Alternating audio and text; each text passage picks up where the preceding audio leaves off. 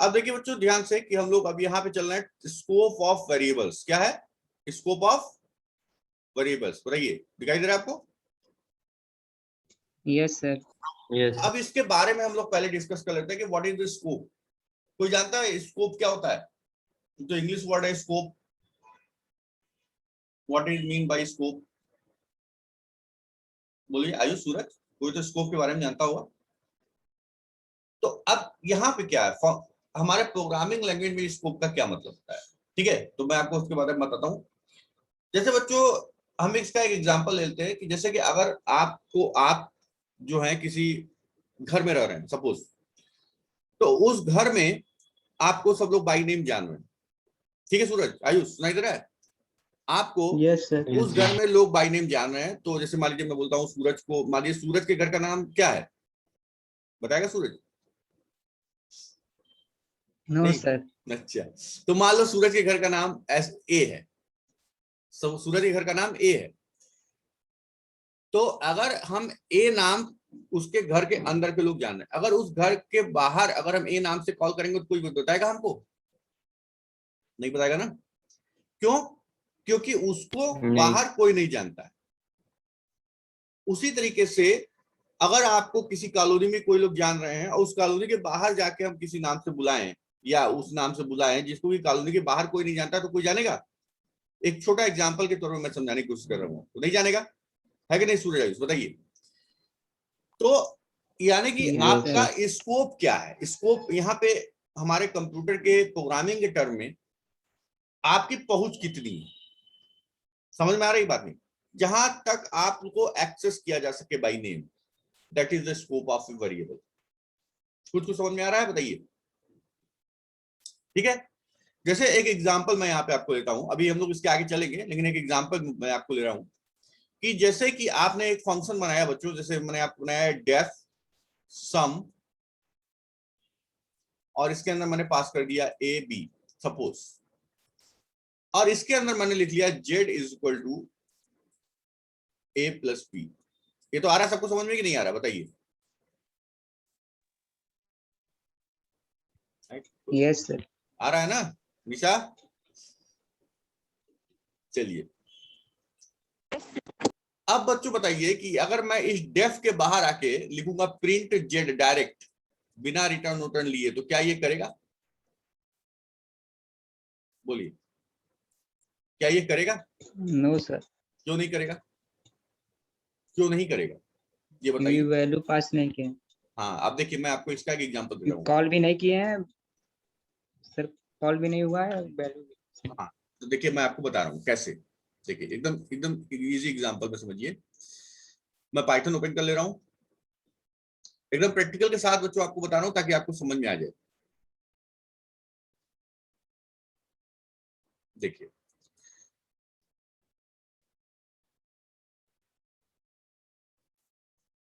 कहने का मतलब ये है, देखिए बच्चों,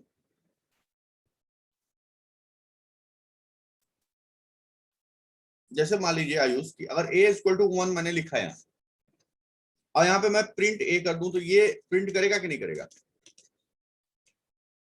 बताइए। Yes sir. करेगा। Very well done. अब देखिए a1 प्रिंट कर दिया, कोई दिक्कत नहीं है ना आयुष, सूरज? भाई आप लोग बोलते हैं और कोई तो बोल नहीं रहा है, इसलिए यस सर। ठीक है, थोड़ा बात करिए। अब क्या है कि बच्चों देखिए मैंने डेफ लिख दिया, ध्यान दीजिएगा। डेफ डेफ मतलब मैंने फंक्शन बनाया।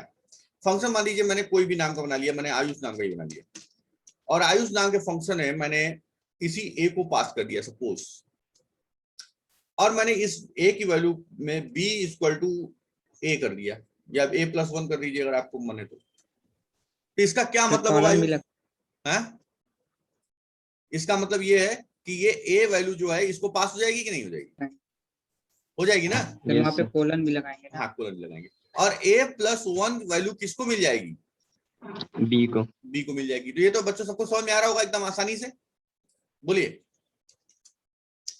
तो अगर इसको हम यहां पे प्रिंट कर देते हैं बच्चों, प्रिंट बी, तो ये तो कर देगा। देखिए,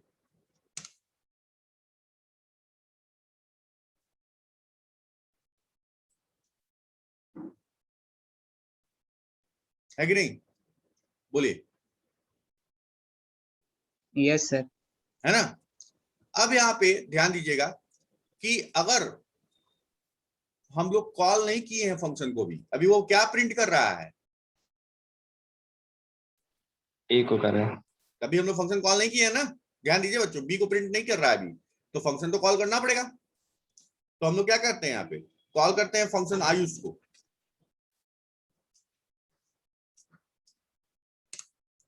आयुष फंक्शन को हमने कॉल कर लिया। अब देखिए क्या बोल रहा है, Ayush missing one required positional argument. इसका मतलब क्या है भाई, उसको ए दोगे तभी तो वो कॉल करेगा, है कि नहीं है? यहाँ यस पे सर। समझ में आ रहा है ना बात, यहाँ वो ए उसको मांग रहा है, तो जब कॉल करते समय भी तो हमें देना पड़ेगा, है ना। Yes sir. तो हम यहाँ पे ए इसको पास करेंगे और फिर इसको रन करेंगे। अब देखिए क्या कह रहा है ये, अब क्या आ गया, 1 और 2 आया। तो 1 किसके लिए आया, इसके लिए 1 आ गया, ए और ये किसका आया, बी के लिए। ये समझ में आया बात सबको बच्चों, बताइए आया कि नहीं? Yes sir. अब देखिए, अब थोड़ा सा हम लोग इसमें और आगे चलते हैं, अगर इतना आपको समझ में आ गया हो। अब हम लोग क्या करते हैं बच्चों, यहां पे मैं प्रिंट, देखिए दोनों लिख रहा हूं, प्रिंट ए प्रिंट बी। अब क्या प्रिंट करेगा बताइए, बताइए क्या प्रिंट करेगा, कोई बता सकता है, बोलिए। अच्छा 1 2 है। हाँ अब देखिए क्या होगा, देखिए इसका आ गया आयुष 1, इसका आप जानते हैं कि आ गया 2, है ना। और ये प्रिंट, यस सर। ये प्रिंट जानते हैं कितना आएगा, 1, क्योंकि ए की वैल्यू तो 1 है। लेकिन ये प्रिंट भी 2 नहीं करेगा। अच्छा A+1 आएगा। अब यही देखिए क्या आएगा, मैं आपको दिखा रहा हूं, सर 1 2 1 बस आएगा। देखिए क्या आ गया, क्या आ गया, B is not error defined. Sir. इसको ये बी नहीं मिल रहा है, देखिए बता रहा है प्रिंट बी में बी इज नॉट डिफाइंड मिल रहा है इसको, मतलब ये बी इसको पहचान ही नहीं रहा है। ये नॉट डिफाइंड तभी ना बोलता है बच्चों, जब इसको पहचानता ही नहीं। बात समझ रहे हैं नहीं, क्यों नहीं पहचान रहा है, क्यों, क्योंकि बी आपने इस डेफ के अंदर डिक्लेयर किया है और इसको इसके अंदर प्रिंट कर रहे हैं, तब तो ये पहचानता है। लेकिन इसके बाहर ब्लॉक के आके अगर आप बी को यूज करेंगे तो ये नहीं जानता, क्योंकि ये ऊपर कहीं बी नहीं लिखा हुआ है। समझ में आ रहा है कि नहीं बात, बताइए। Yes sir. बी अगर देखिए हम बात कर रहे हैं कि हमने बी को यहां पे यूज किया, बी को यहां पे यूज किया है, देख रहे हैं ध्यान से, और इसमें हमने a+1 की वैल्यू बी में रखी है और प्रिंट बी रख रहे हैं, तो कोई दिक्कत नहीं करेगा। क्यों, क्योंकि जब इसके अंदर, जब आपने आयुष को कॉल किया, इसके अंदर जाके स्टेटमेंट ये चला और ये चला, तो ये बी को पहचान रहा है। लेकिन उसके बाद आयुष कॉल के बाद जब ये नीचे वाली लाइन पर आया तो ये फंक्शन के बाहर आ गया। बताइए सब समझ में आ रहा है कि नहीं, फंक्शन के बाहर आ गया। Yes sir. तो जब फंक्शन के बाहर आ गया ये, तो अब तो ये ए को पूछा तो ये ए को तो समझ गया, क्योंकि ये फंक्शन के बाहर एक ए अवेलेबल है। यस। लेकिन जब बी बोले तो बी फंक्शन के बाहर कहीं है, नहीं है। नहीं सर। तो बी फंक्शन के बाहर है ही नहीं, तो वो बाहर फंक्शन को जानता ही नहीं, वो तो अंदर जानता था, अंदर वाला अंदर जानता। जैसे मैंने आपको एग्जांपल दिया कि आपको आपके घर के अंदर हैं आप, और आपके घर के अंदर के लोग आपको जान रहे हैं, बाहर आपको कोई जानता नहीं, तो कौन बताएगा, बोलिए समझ में आया कि नहीं? Yes sir. थोड़ा थोड़ा आया कि पूरा पूरा आया? थोड़ा थोड़ा। थोड़ा थोड़ा, फिर से समझिए, फिर से समझिए बच्चों, फिर से ठीक है, फिर से मैं नया प्रोग्राम ले रहा हूं आपको, देखिए कहने का मतलब ये है, देखिए ध्यान से फिर से, क्योंकि मैं आपको प्रोग्राम इसलिए समझा रहा हूं बच्चों कि प्रोग्राम अगर आपको समझ में आ गया तो आपको अंदर के डेफिनेशन भी आपको समझ में आ जाएगी। अगर हम यहाँ पे एक वेरिएबल ले रहे हैं बच्चों, ध्यान दीजिएगा, लेंथ नाम का, लेंथ नाम का वेरिएबल लिया और उसमें हमने 10 दे दिया, और यहाँ पे ब्रेथ नाम का वेरिएबल लिया और इसमें 20 दे दिया, और हमने एरिया निकाला, कितना हो गया, लेंथ इंटू ब्रेथ, और एरिया को हमने प्रिंट कर दिया। ठीक, तो ये एरिया प्रिंट हो जाएगा बच्चों, Yes, sir. तो देखिए ये प्रिंट करेंगे, क्या प्रिंट होगा? 200 ये सही आ रहा है कि नहीं आ रहा है बताइए? Yes, sir. ठीक है, किसी को डाउट है बताइए? नहीं? No sir. चलिए देखिए, जहां भी डाउट हो बताइएगा, तब हम रुक जाएंगे। अब ये एरिया समझ में आ गया। अब ये बच्चों हम लोग क्या करते हैं ना, इसको हम लोग फंक्शन बना लेते हैं। क्या बना लेते हैं? फंक्शन। तो फंक्शन बनाने के लिए हमको क्या करना पड़ेगा बताइए? बस डेफ लिखेंगे और इसका कोई नाम दे देंगे। तो सपोज कर इसका नाम ए दे दिया हमने, और ए के बाद हमने क्या किया? ब्रैकेट लगा दिया। अब ब्रैकेट में कुछ पास नहीं कर रहे हैं, वेरिएबल आर्गुमेंट पास करने वाला आपको बताए थे ना, आता है ना अच्छी तरह से कि नहीं आता बताइए? Yes, sir. Yes. वो तो आता है। तो यहाँ पे हमने मान लीजिए एरिया को प्रिंट कर दिया और ये फंक्शन क्लोज हो गया। अब ये फंक्शन अगर हम इस प्रोग्राम को रन करेंगे तो कुछ करेगा ये? नहीं sir. नहीं। तो हम क्या करेंगे तो करेगा? कॉल करना पड़ेगा. बहुत अच्छा। तो ए को हमने कॉल किया। अब ये क्या करेंगे बच्चों? ये फिर 200 देगा हमको। देखिए 200 दे रहा है क्योंकि हमने ए को जैसे ही कॉल किया। तो इसका कॉन्सेप्ट क्या है? इसका कॉन्सेप्ट ये है कि यहाँ से ये पढ़ते हुए आया, लेकिन फिर यहाँ से एग्जीक्यूट किया, तो ए जब मिला तो ये जंप करके यहाँ जाएगा और फिर लाइन बाय लाइन इसको एग्जीक्यूट किया, तो जिससे आपको एरिया मिल गया। क्लियर है ना? अब बच्चों देखिए, मैं यहाँ पे प्रिंट एरिया, मैं यहाँ पे प्रिंट एरिया कर रहा हूं, लेकिन अगर मैं यहाँ पे फिर से जाके प्रिंट एरिया कर दूं तो क्या होगा? एरर एरर देगा। बिल्कुल सही। किस लिए एरर देगा? क्योंकि सर एरिया डिफाइन ही नहीं करेगा. हाँ, क्योंकि जो भी टर्म्स हम यूज कर रहे हैं बच्चों, ये सारे टर्म्स हमने डेफिनेशन के अंदर ही यूज किए हैं। एक तरह से डेफिनेशन इज अ ब्लॉक, समझ रहे बात? अंदर है वो, उसके बाहर हम वही चीज यूज कर सकते हैं जो डेफिनेशन के बाहर है। तो हम अगर डेफिनेशन के बाहर कोई चीज लिखी है तो हम उसको बाहर वाली चीज को हम अंदर भी एक्सेस कर सकते हैं, बाहर भी एक्सेस कर सकते हैं, लेकिन अंदर जो चीज है उसको हम बाहर एक्सेस नहीं कर सकते। क्लियर हो रहा है कि नहीं बताइए? थोड़ा थोड़ा तो हो ही रहा है आप लोगों को। अब मैं इसको रन करता हूं, देखिए क्या बोल रहा है? Area is not defined. बोलिए, आ रहा होगा सबको कि नहीं आ रहा? भाई बताइए, सारे बच्चे हैं अवेलेबल? किसी को नहीं आ रहा है? आ रहे हैं. आ रहा है तो ठीक है। तो ये बच्चों मैंने आपको डेफिनेशन के थ्रू समझाने की कोशिश किया है। सूरज आपको आया? सूरज नहीं है क्या? कट गया सूरज का। तो आयुष आपको आ गया? Yes, sir. अच्छा, गर्ल्स में कोई बताएगा बच्चों? कोई भी नहीं? सर आ गया। ठीक, वेरी गुड। अब देखिए, अब इसको मैं आपको इसको बता रहा हूं कि इसमें क्या लिखा है। देखिए, the scope rules of a language are the rules that decide in which parts of the program a particular piece of code or data item would be known and can be accessed therein। तो वही मतलब हुआ ना बच्चों कि किसी भी language में स्कोप रूल वो होता है जिसके अकॉर्डिंग देखा जाता है कि कोई पर्टिकुलर कोड या डाटा कहां पे एक्सेस किया जा सकता है। समझ में आ रहा है कि नहीं? बोलिए। तो इसको आप लोग लिख लीजिए अपनी कॉपी में। Scope of A variables, the scope rules of a language are the rules that decide the which parts of a program a particular piece or code a data item would be known and can be accessed there। ठीक है। अब इसमें देखिए क्या लिखा हुआ है scope में, parts of a program within which a name is legal and accessible is called the scope of the name. ये तो मैंने अभी आपको करके दिखाया, जैसे एरिया को अगर ब्लॉक के अंदर लिखे हुए हैं तो एरिया बाहर एक्सेस नहीं किया जा सकता था। इज इट क्लियर और नॉट बच्चों? बताइए। Yes, sir. ठीक है। अब यहाँ पे बच्चों ये एक एग्जांपल के थ्रू समझा रहा है। देखिए, जो मैंने आपको एग्जांपल रूम वाला दिया था उसके थ्रू ये जैसे समझाने की कोशिश कर रहा है, तो वैसे मैं भी आपको एग्जांपल के थ्रू समझाने की कोशिश कर रहा हूँ। Narayan, good morning. आ गए? नारायण, आवाज आ रही है? आयुष, आवाज आ रही मेरी? Yes, sir. अच्छा, हो सकता है नारायण का ना हो। चलिए देखिए, अब इसको समझाने की कोशिश कर रहा है। Suppose you are touring a historical place with many movements. ठीक है, monuments. To visit a monuments you have to buy a ticket.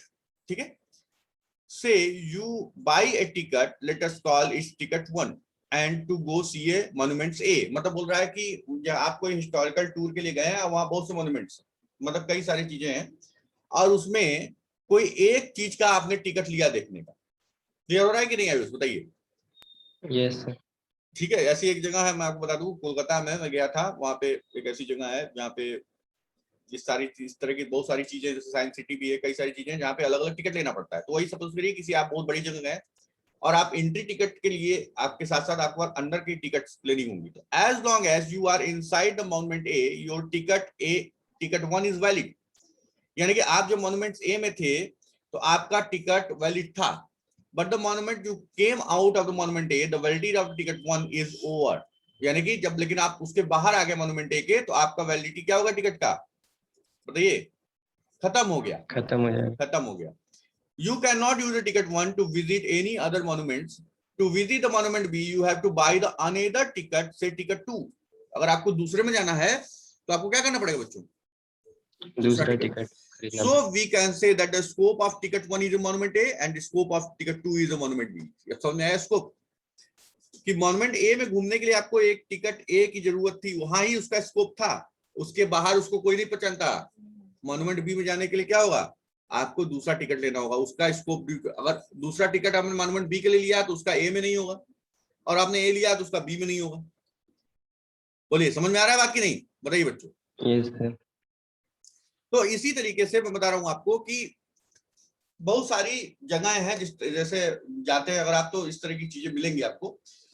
तो उसमें अब यहाँ पे आएगा, से to promote tourism, the government has also launched a city-based ticket, say ticket 3। तो घूमने के लिए, टूरिज्म को प्रमोट करने के लिए गवर्नमेंट में एक और टिकट लॉन्च किया जिसको बोलते हैं ticket 3। A person having city-based ticket can visit all the monuments in the city। यानी जो टिकट 3 ले लेगा वो पूरे मॉन्यूमेंट में, किसी भी मॉन्यूमेंट में जाके घूम सकता है। बात समझ में आया कि नहीं? So we can say that the scope of ticket 3 is the whole city and all the monuments with the city, including monument A, monument B। बोलिए, समझ में आ रहा है बच्चों की नहीं? आयुष? Yes sir. ठीक है ना। अब जैसे मैं आपको एक एग्जांपल दे रहा हूं कि जैसे मैं कहाँ गया था, कोलकाता में एक और जगह है, ठीक है, जिसको इको पार्क कहते हैं, ठीक है, निको पार्क। तो निको पार्क में गया था, तो वहां पे हर राइड के लिए अलग अलग टिकट था बच्चों। सुन रहे कि नहीं आयुष? तो एक टिकट लेके मतलब मैं उसको कर सकता था, कोई भी स्विंग कर सकता था बड़ा वाला, या फिर मैं वाटर प्ले कर सकता था, इस तरीके के। तो सारे के टिकट लगभग 300, 200, 150 रुपीज ऐसे करके थे। तो जब आदमी घुसता है तो सोचता है कि भाई हम अलग अलग टिकट ले लेंगे। तो अलग अलग टिकट लेने नहीं, जो भी आपको पसंद हो तो उसमें जाके आप टिकट ले लीजिए, तो उसी वाले एरिया में आप घूम सकते हैं उस टिकट को लेकर। उसके बाद वो टिकट लेके जब बाहर आएंगे तो फिर आपका इनवैलिड हो जाएगा वो टिकट। फिर उसके बाद आप उस टिकट को लेके दूसरे मॉन्यूमेंट में यानी दूसरे एरिया में आप नहीं घूम सकते। लेकिन वहां पे एक बाहर एक टिकट मिलता है जिसको बोलते हैं बैंड।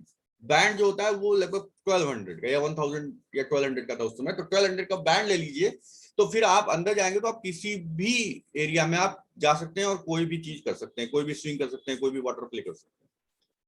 समझ में आ रहा है कि नहीं? तो इसका मतलब क्या हुआ, वो जो बैंड था उसकी वैलिडिटी यानी कि उसका स्कोप हर एरिया में था। तो अगर कोई एक साथ 1200 या 1500 रुपए जो भी खर्च करे तो वो हर एरिया में घूम सकता है, और नहीं तो अंदर जाके हर चीज का अलग अलग टिकट लेगा। वही चीजें समझाने की कोशिश कर रहा है। क्लियर हुआ कि नहीं? Yes sir. तो वही है बच्चों स्कोप, जो यहाँ पे हमने वेरिएबल के माध्यम से फंक्शन के अंदर आपको समझाया है। अब कुछ क्लियर हुआ कि थोड़ा और ज्यादा क्लियर हुआ? सर क्लियर है। ठीक है, अब चलिए इसके आगे चलते हैं बच्चों। Now let us understand the scope in terms of Python. In programming terms, we can say that the scope refers to the parts of a program within a name legal and accessible. If it seems confusing, I suggest you to read on the following lines। बोल रहा है कि अगर एक हम अब इसको जो स्कोप अभी तक आप लोगों ने ऐसे समझा, इसको हम पाइथन के टर्म में समझते हैं कि पाइथन का स्कोप वेरिएबल का उसके प्रोग्राम में कहाँ पे है और कहाँ पे वो लीगली एक्सेस कर सकते हैं और एक्सेसिबल होता है।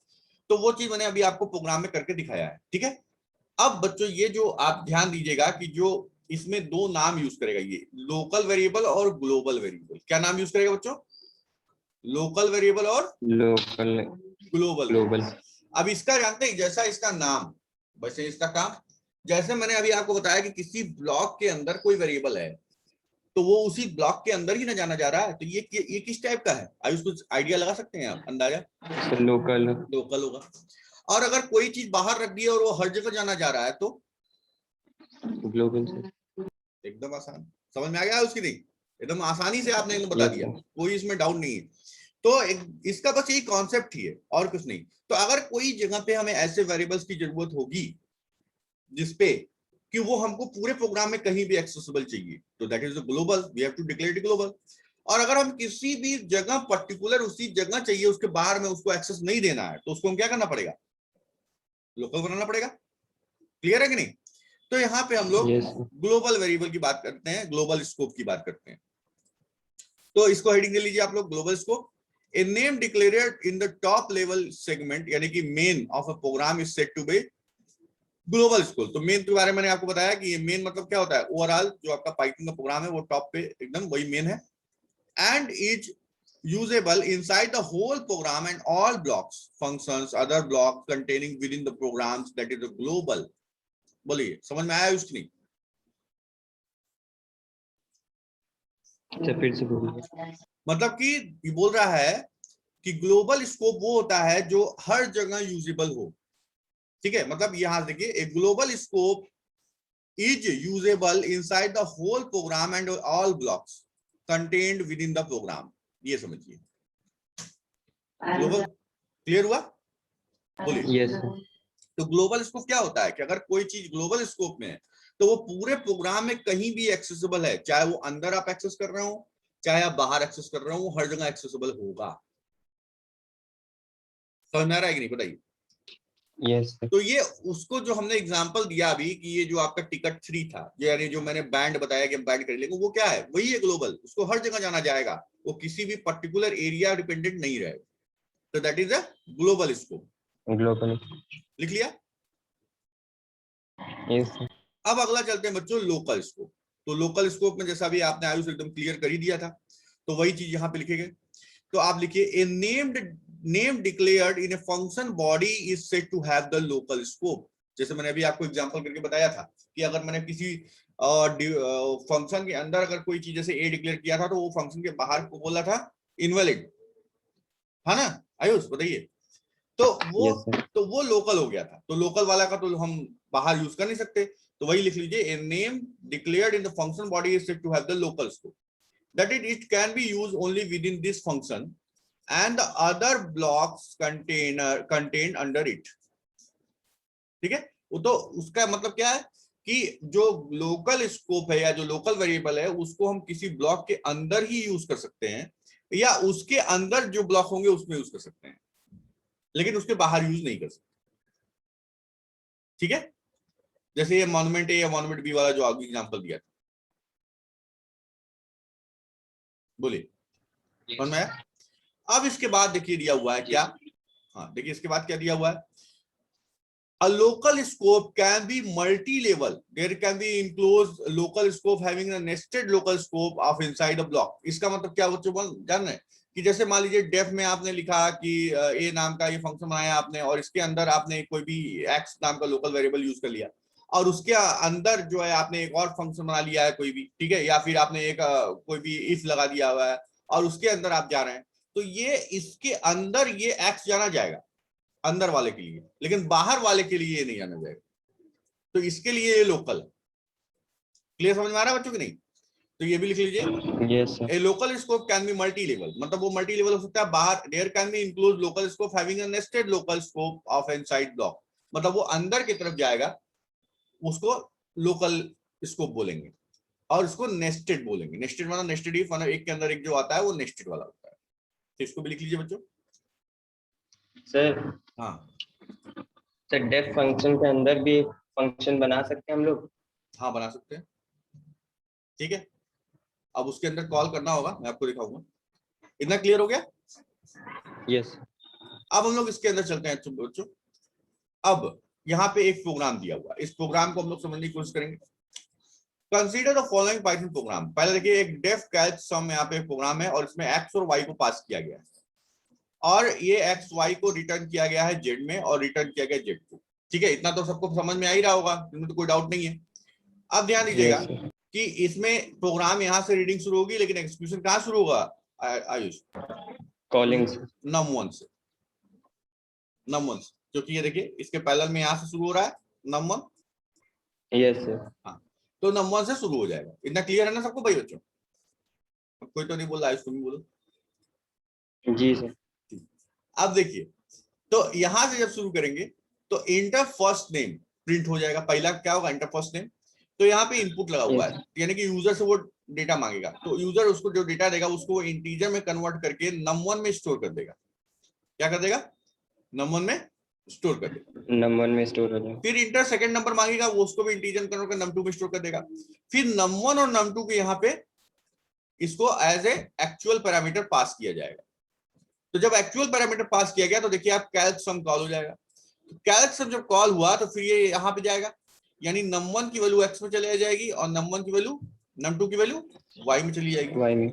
फिर यहाँ पे num1 में जो वैल्यू आई थी वो x में आई और y में, और तीनों का सम होकर z में आएगा। फिर रिटर्न z हो जाएगा। रिटर्न z का मतलब कि ये इसको मिल जाएगा, ये जो भी रिटर्न करेगा वो इसको मिलेगा ना, जो कॉल कर रहा है। ध्यान देना बच्चों। Yes sir. और ये जाके किसको दे देगा? सम में स्टोर कर देगा, सम को। और यहाँ पे क्या होगा? सम प्रिंट हो जाएगा। ये तो पूरा आपको समझ में आ रहा होगा प्रोग्राम जब मैंने समझाया। Yes sir. ठीक, अब इसके आगे चलते हैं। अब देखिए इसमें लिखा हुआ है क्या कि a careful look on the program tells there are 3 variables num1, num2 and sum defined in the main program। बोल रहा है कि num1, num2 और sum जो है मेन प्रोग्राम में डिफाइंड हुए, and the 3 variable x, y, z defined in the function calcsum, और x, y, z जो है ये फंक्शन में डिक्लेयर हुए हैं। ठीक, so as per the definition given above, num1 and num2 and sum are a global variable here। तो यहाँ बोला है num1, num2, sum जो है ग्लोबल है क्योंकि वो सबसे बाहर है, and X Y Z are the local variable, यानी कि वो आपके इस फंक्शन के अंदर है इसलिए लोकल है और ये ग्लोबल है। समझ में आया लोकल एंड ग्लोबल का अंतर? जी सर। क्लियर? किसी बच्चे को डाउट है तो भाई बताइए। आप लोग अनम्यूट हैं अपने से, कोई भी अनम्यूट कर सकता है अपने को। कोई डाउट है किसी को? मैं रुका हूं लोकल है ग्लोबल के चक्कर में? नहीं, कोई डाउट नहीं है? नहीं सर। ठीक है, तो फिर हम लोग इसमें आगे आते हैं। अब देखिए ये यही चीज बताएगा कि लोकल और ग्लोबल में अंतर क्या होता है। तो इसमें यहाँ पे जैसे मैंने आपको प्रोग्राम के थ्रू बताया है, वैसे ये जो है ये एक एक फिगर के थ्रू बताएगा कि ये लोकल होता है और ये ग्लोबल होता है, जैसे मैंने आपको बताया। जैसे कि अब यहाँ पे बताया लाइन 1, जैसे अब लाइन वाइज कंपेयर करेगा, जैसे line 1 def encountered and line 2 और 3 आर इग्नोर्ड। क्या मतलब बता रहा है कि यहाँ पे जो लाइन 1 है, मैं ऊपर जाना पड़ेगा मुझे बच्चों, ये तो लाइन 1 है। जब आप यहाँ पे पहुंचे तो यहाँ पे देखिए ध्यान से, ग्लोबल इन्वायरमेंट है line 1, exclude begin the global environment in the environment created, num1 is added to the environment. तो यहाँ पे ध्यान दीजिएगा कि ये तो डेफिनेशन यहाँ से कॉल नहीं हुआ, एग्जीक्यूशन तो आपका कहाँ से कॉल हुआ है आयुष? num1 से कॉल हुआ है, लाइन 4 से। हाँ 9-4 से। तो वही बता रहा है कि num4 यहाँ से हो गए, यहाँ पे ग्लोबल वेरिएबल जो कॉल हुआ है और उसमें जो है वैल्यू हम इंसर्ट करेंगे। ठीक है, तो इस तरीके से ये बता रहा है कि num1 में अगर 3 इंसर्ट होता है तो num2 में 7 इंसर्ट होता है, तो ये दोनों जो है आपके ग्लोबल वेरिएबल हो जाएंगे। ये समझ में आ रही बात बच्चों? ठीक है, यस सर। तो इसी तरीके से अब ये अंदर जाएगा, फिर कैल्क सम कॉल हो जाएगा। कैल्क सम कॉल हो जाएगा तो उसके बाद जो है उसके अंदर के वेरिएबल जो ये x और y है, ये जो है ये लोकल है। ये बता रहा है कि x, y के variable z is created in local environment. फिर यहाँ पे बता रहा है कि ये value z is return to caller, and here after the sending the value of s to caller the variable sum, the local environment is removed and so are all is, ठीक है, कॉन्स्टिट्यूएंट्स। मतलब अब ये जब ये return कर दिया तो जो लोकल का स्कोप था वो खत्म हो गया, अब ये ग्लोबल के पास आ गया, और जो जेड जो रिटर्न आया था वो किसके पास आ गया? सम के पास आ गया। इतना क्लियर हुआ कि नहीं? उसके बाद आप जो है सम को प्रिंट करेंगे और आपका प्रोग्राम एंड हो जाएगा। बोलिए।